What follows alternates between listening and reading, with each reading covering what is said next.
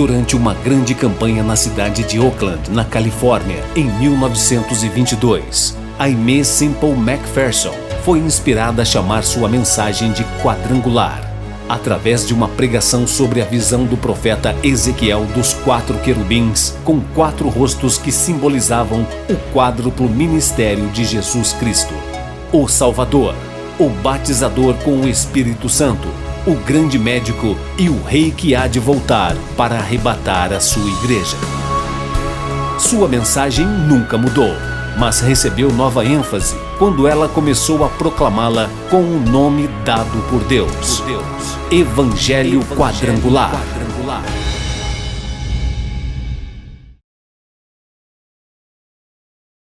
Pedro, capítulo 2, versos 20 ao 22, o apóstolo escreve: porque que glória será essa, se pecando sois esbofeteados e sofreis?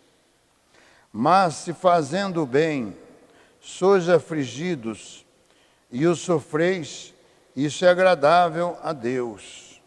Porque para isso sois chamados, pois também Cristo padeceu por nós, deixando-nos o exemplo, para que sigais as suas pisadas, o qual não cometeu o pecado, nem na sua boca se achou engano.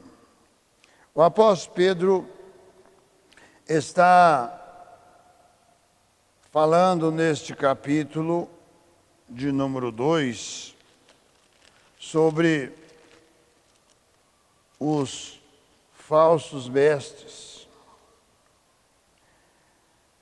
E esses falsos mestres estavam atuando no espírito do anticristo.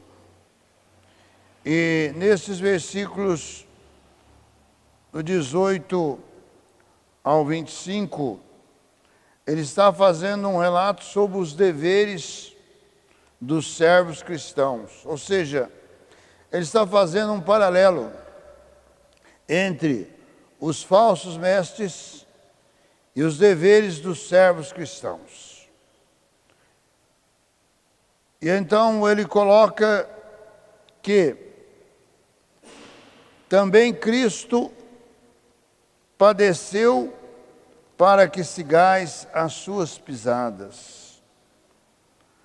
A maior glória e privilégio para qualquer crente é sofrer por Cristo e pelo Evangelho, segundo as palavras de Jesus em Mateus capítulo 5, versículo 10. Sofrendo assim, o crente segue o exemplo de Cristo e dos apóstolos. No livro de Atos, capítulo 9, versículo 16, nos é relatado pelo evangelista Lucas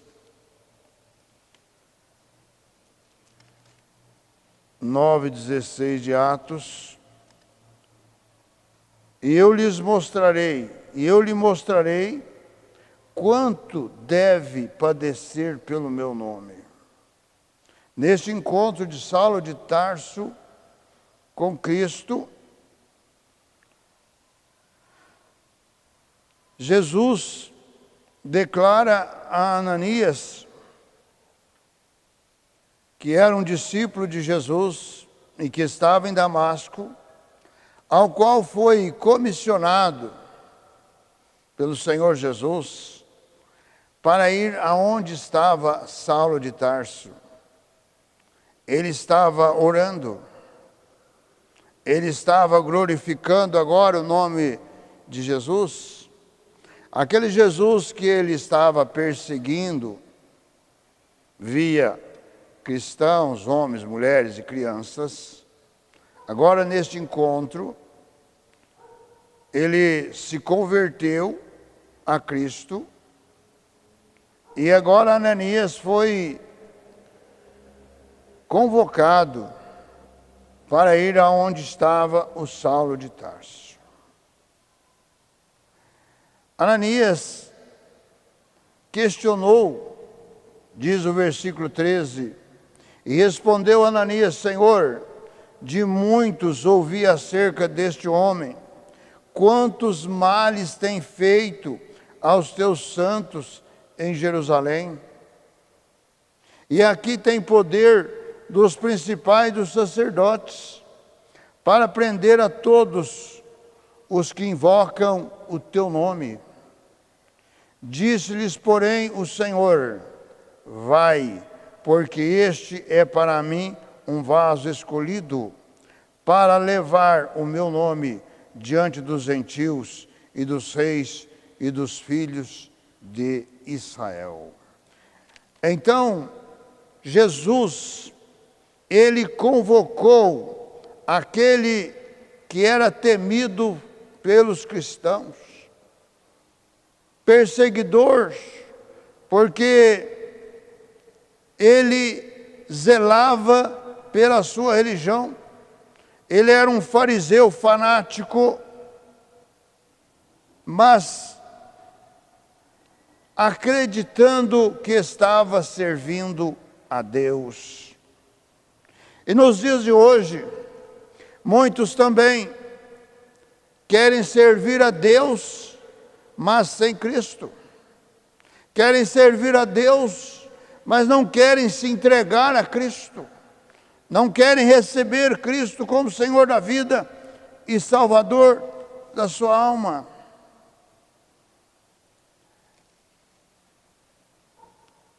O Evangelho, ele é pregado, ele é anunciado para que todos tenham a oportunidade de conhecer a Cristo e crer que Cristo realizou uma obra lá na cruz do Calvário para a salvação de todo aquele que crê e aceita esta obra. Não há como ser salvo, não há como ter vida eterna, embora muitos segmentos religiosos, principalmente as heresias, eles se encolhem entre si e se declaram que só eles estão certos e os demais estão errados. Não existe nenhum grupo religioso que possa se dizer que é detentor da salvação, porque a salvação está em Cristo, e essa salvação depende de que o homem venha a crer, aceitar, receber e compreender pelo Evangelho que Cristo efetuou a obra no seu lugar. Agora o apóstolo Pedro está relatando aqui sobre os deveres dos servos cristãos. Porque, em comparação com os falsos mestres, no versículo 1 do capítulo 2 de 2 Pedro, ele escreve: deixando, pois, toda malícia, todo engano e fingimentos, e invejas, e todas as murmurações, desejai afetuosamente, como meninos novamente nascidos, o leite racional, não falsificado, para que por ele vades crescendo, se é que já provastes que o Senhor é benigno. Então, e chegando-vos para ele, a pedra viva, reprovada na verdade pelos homens, mas para com Deus eleita e preciosa. Vós também, como pedras vivas, sois edificados casa espiritual e sacerdócio santo, para oferecer sacrifícios espirituais agradáveis a Deus por Jesus Cristo. Pelo que também na Escritura se contém: Eis que põe em Sião a pedra principal da esquina, eleita e preciosa, e quem nela crer não será confundido. Então, no versículo 9 do capítulo 2, o apóstolo Pedro continua dizendo: mas vós sois a geração eleita, o sacerdócio real, a nação santa, o povo adquirido, para que anuncieis as virtudes daquele que vos chamou das trevas para a sua maravilhosa luz. Então, aqueles que têm este encontro com Cristo são transformados, conforme nos registra o evangelista João no seu evangelho, capítulo 1, versículo 12.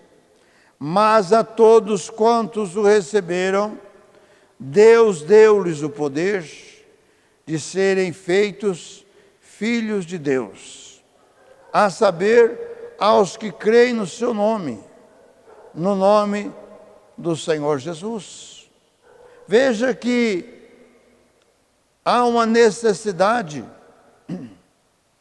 de se receber uma nova identidade, a identidade de um filho, a identidade de uma filha de Deus, mediante aceitação e reconhecimento da obra que Cristo realizou lá na cruz do Calvário. Quase 2000 anos já se passaram, e aquilo que os apóstolos pregaram é o que temos que pregar nos dias de hoje.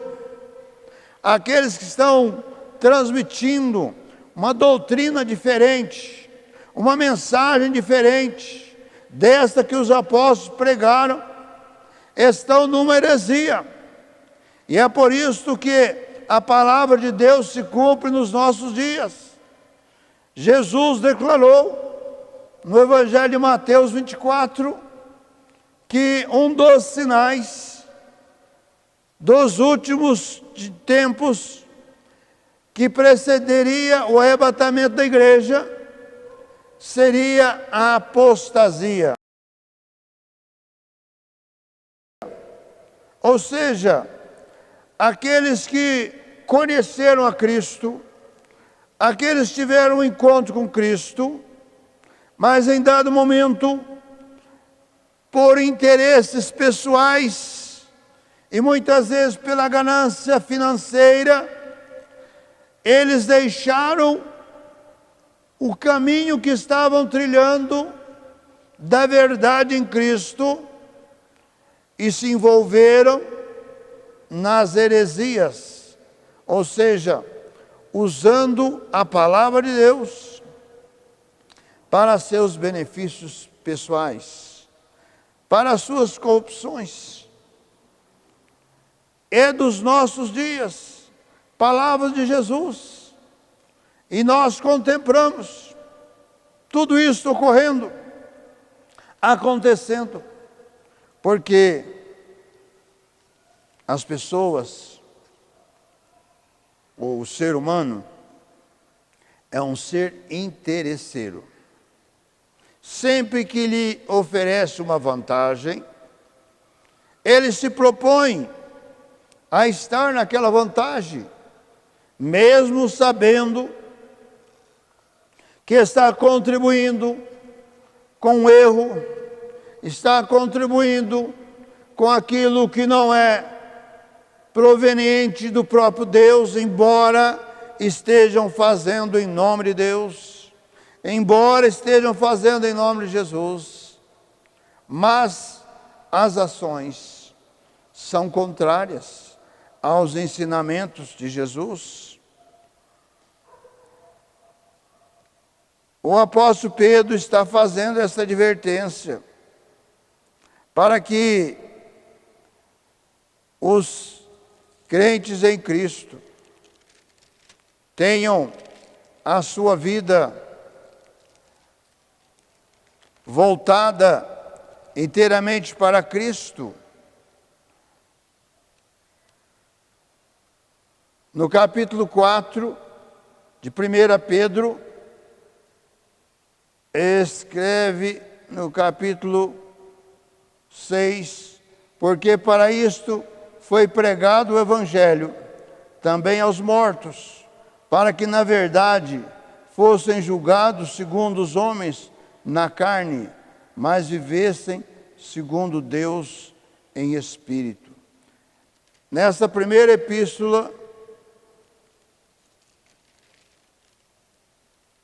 capítulo 2, que nós estamos lendo, o apóstolo Pedro está trazendo a memória dos cristãos da promessa que Cristo tem para os salvos.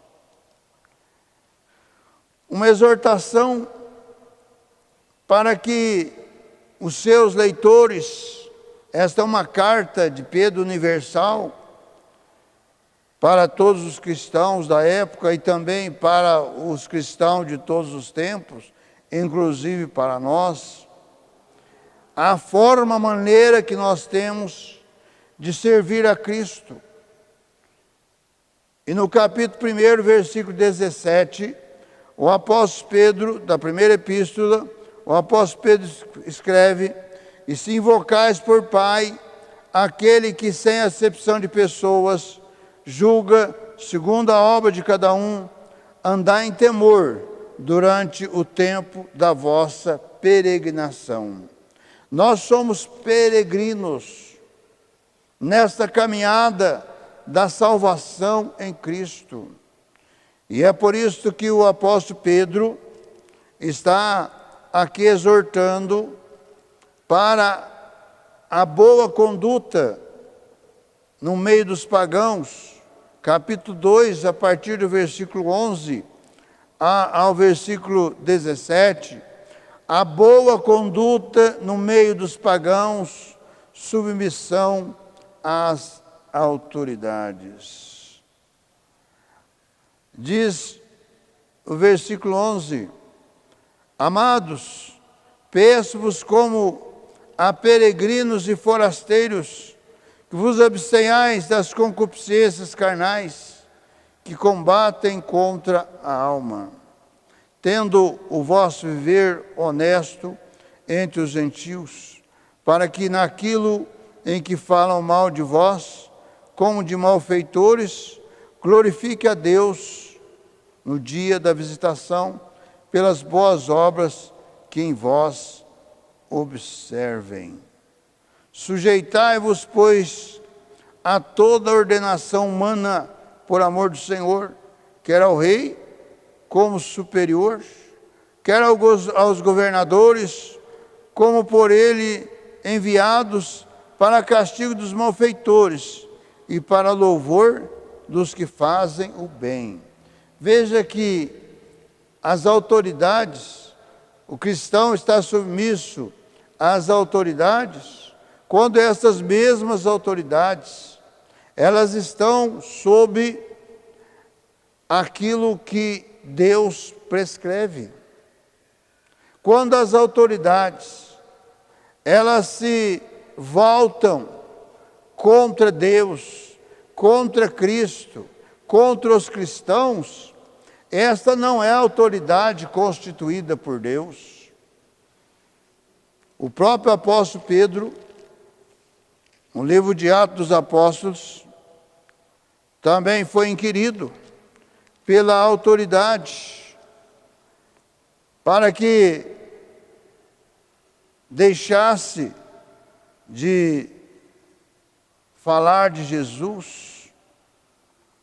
As autoridades religiosas da época, como está registrado no capítulo 4, diz que Pedro e João estavam perante o Sinédrio, aonde ali estavam todas as autoridades religiosas e também autoridades romanas.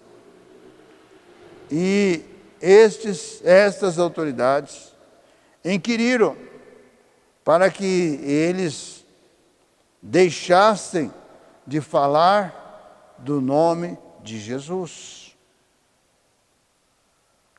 Mas, quando recebem esta autorização ou esta cobrança dessas autoridades, o que o apóstolo Pedro responde? Capítulo 4, versículo 12. Em nenhum outro há salvação, porque também debaixo do céu nenhum outro nome há dado entre os homens pelo qual devamos ser salvos. E então, eles, vendo a ousadia de Pedro e João, informados que eram homens sem letras e indoutos, se maravilharam e tinham conhecimento de que eles haviam estado com Jesus. Então, no versículo 19, nos diz: respondendo, porém, Pedro e João lhes disseram: julgai-vos se é justo diante de Deus ouvir-vos antes a vós do que a Deus. O cristão está para obedecer a Deus, para obedecer a Cristo. Quando uma autoridade se levanta contra Deus, contra Cristo, contra o cristão, ele deve professar a sua fé. Muitos perderam a sua vida, perderam os seus entes queridos e estão perdendo nos dias de hoje. Nos países socialistas, em que veem que a oração do crente, a vida do crente, o testemunho do crente, é um empecilho para eles. Todos os socialistas, eles têm Jesus como o maior revolucionário, como exemplo que eles anseiam querer, porque Jesus, ele foi aquele e é aquele que ganha o coração dos homens, mas não para um propósito maligno, demoníaco, mas sim para a salvação do mais vil dos pecadores. E é por isso que eles têm Jesus como exemplo, porque eles querem alcançar as pessoas, querem alcançar o mundo, querem alcançar as nações dentro deste modelo. Mas o modelo de Jesus é para a salvação do mais vil dos pecadores. E é por isso que o apóstolo Pedro está aqui enfatizando que também Cristo padeceu para que sigais as suas pisadas. Se Cristo padeceu, todos nós cristãos que professamos a Cristo e estamos na esperança do arrebatamento da igreja, que em breve vai acontecer, nós precisamos estar nas pisadas do Senhor Jesus Cristo. Ele sofreu, ele padeceu, foi injuriado, foi cuspido, foi chicoteado, foi pregado numa cruz, mas ao terceiro dia ressuscitou dentre os mortos para nos garantir a vitória. Feche os seus olhos, forme comigo a cadeia da prece poderosa. Senhor Jesus, de todo o poder, Senhor, de toda a graça, no teu santo nome, ó Cristo amado, juntamente com estas vidas, com estes lares, Senhor, com estas famílias, com este empresário, este comerciante, este trabalhador, esta trabalhadora, Senhor, que neste momento está crendo nesta tua palavra, ó Deus, aqueles que estão te servindo, mas estão sob, ó Deus, perseguições, Senhor, nos países, ó Deus, em que a tua palavra, o teu nome santo e glorioso é contestado, porque Satanás, os seus anjos e todos quantos são manipulados por eles, Senhor, estão se levantando, porque Satanás sabe que pouco tempo lhe resta profeta, mas, Senhor, da graça, da unção, da poder, da autoridade do Teu Espírito Santo na Tua palavra, para que, Senhor, toda ação de Satanás, todo o reino de Satanás, caia por terra pelo nome glorioso do Senhor Jesus, e cada vida, Senhor, cada servo e serva que está Te servindo em espírito e em verdade, sejam vidas vitoriosas, sejam vidas tocadas pelo poder da Tua palavra, pelo poder do Teu Espírito Santo, pela esperança gloriosa da vida eterna. Dá, Senhor, ser participante do Teu reino. Toca nesta hora com a Tua bênção. No Teu santo nome, que eu oro, eu abençoo cada vida, cada lar, em nome do Senhor Jesus e para a Sua glória. Amém. Participe conosco deste ministério, com a sua oração, com a sua participação e também divulgando para os seus parentes, amigos e vizinhos esta obra gloriosa do Senhor Jesus Cristo. O nosso compromisso é de levar as verdades do Evangelho do Senhor Jesus Cristo para todo o Brasil. E você poderá participar conosco, com a sua oração, com a sua presença. E também você poderá, com os seus dízimos, com as suas ofertas, e também como mensageiro da esperança, proporcionar para que alguém possa levar esta mensagem verdade nestes dias de cumprimento da palavra de Deus, em que está próximo o arrebatamento da igreja do Senhor Jesus Cristo. Participe conosco deste ministério para todo o Brasil. Visite também no YouTube, programa Cristo Esperança Nossa. E também faça a sua inscrição ali no nosso canal no YouTube. Na barra do nosso vídeo está lá para você fazer a sua inscrição. E também visite o nosso site www.quadrangularirindependente.com.br. Ali tem todas as informações a respeito da nossa obra. E também todos os domingos às 18h30, noite da bênção para a família. Venha colocar a sua família no altar de Deus, para que haja vitória na sua casa, no seu lar, na sua família. Todos os domingos, 18h30, em nossa sede nacional, a rua Olegário Maciel, número 155, no bairro de Vila Cruz. E às quintas-feiras, 19h30, a noite da vitória. Venha participar, venha receber a sua bênção na noite da vitória. Venha participar da corrente da vitória às quintas-feiras, 19h30. Divulgue este programa para os seus parentes, amigos e vizinhos.